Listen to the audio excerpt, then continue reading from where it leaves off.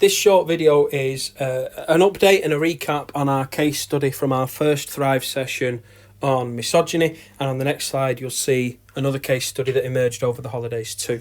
You may recognise the man pictured there. That is of course Andrew Tate, who over the Christmas holidays alongside his brother Tristan was arrested. Now the PowerPoint did tell you that he was under investigation in Romania, and he has since been charged with human trafficking, rape and forming an organised crime group. He was arrested on the 29th of December after a very public Twitter back and forth with Greta Thunberg, and he will be detained for 30 days before it's decided whether charges are brought.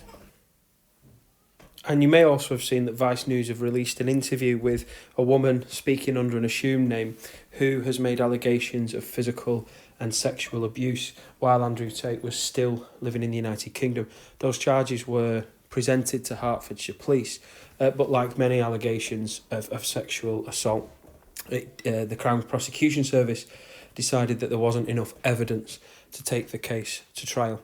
Now that video is widely available on the internet. I've taken the decision not to share that interview with you because I can imagine that for very many people it will be triggering. So I'm not going to share that with you. I just want you to be aware that interview is in the public domain. And while we're on the subject of misogyny, I thought I might introduce another case study for you to discuss in form time. On the 18th of December, Jeremy Clarkson wrote the following in the Sun newspaper.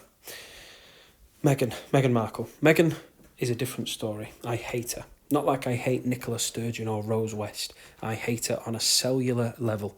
Now, for those of you that don't know, Nicola Sturgeon is the leader of the Scottish National Party, and Rose West is a serial killer.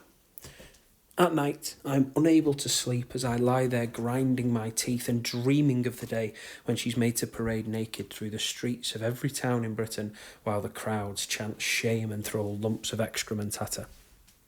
Now, here we've got in the Sun newspaper a man essentially telling a very large audience that he fantasises that this person will be stripped naked and have excrement thrown at her.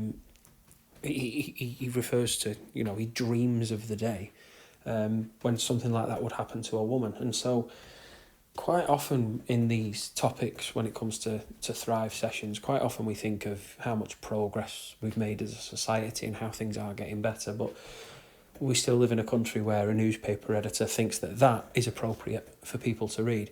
The Sun newspaper deleted the online version of the article, but obviously the physical copies that went out to print do still exist. And so what it led to within 24 hours was an apology of sorts from Jeremy Clarkson. I want to read his apology on Twitter, and then some of the replies to show you the different points of view on this situation. You'll notice that in the apology that I'm about to read, Jeremy Clarkson doesn't use the words "I'm sorry." So here it is. Oh dear, I'd rather put my foot in it. In a column I wrote about Meghan, I made a clumsy reference to a scene in Game of Thrones, and this has gone down badly with a great many people. I'm horrified to have caused so much hurt, and I shall be more careful in future. So, just looking at the comments in the replies, one person has said that satire is dead in this once great nation. I suppose that was in support of Jeremy Clarkson. Somebody replied, misogyny is alive and flourishing.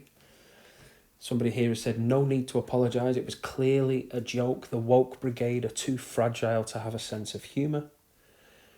And then somebody else has said, this tweet insults, gaslights and disrespects on an epic level.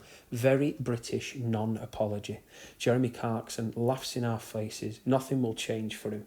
Those who support him and the powers that be will applaud him for a hatchet job on Meghan Markle.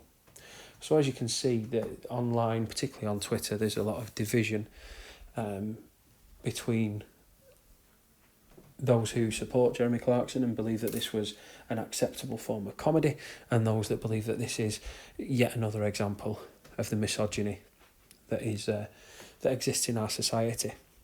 And what I would like you to do now is to have a brief discussion in your forms And I want you to think about and discuss, if you were the editor of the Sun newspaper, would you have allowed that to hit the shelves? Do you think that Jeremy Clarkson and the editor of the Sun and the readers of the Sun are right to put this into the public domain and should be reading this information? Or do you disagree? Do you think that the editor should have stepped in and stopped this from going to print?